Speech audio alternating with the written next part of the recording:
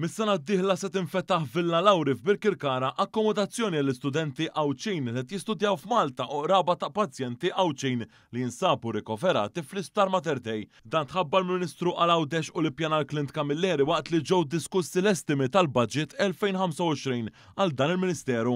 Intqal li x-xogħol strutturali f'din id-dar issa tlesta. B'hekk qed naraw li fil-bidu tas-sena skolastika l-ġdida din id-dar f'Birkirkara tilqa' fi ħdana l-ewwel studenti Awċin li jażlu li joqogħdu fiha.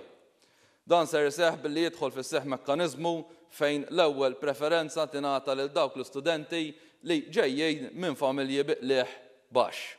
Din hi r-ruħ soċjali ta' dan il-gvern fejn jgħin lil kulħadd, lil kull min irid javvanza.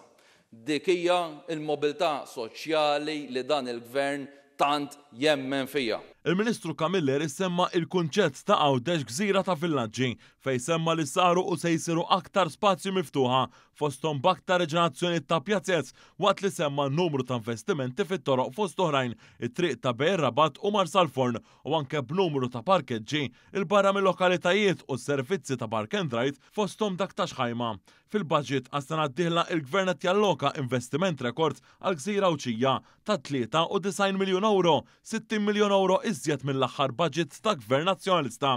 Semma wkoll l-impjiegi fis-settur privat żdiedu b'aktar minn 11,000 fuq perjodu ta' 10 snin.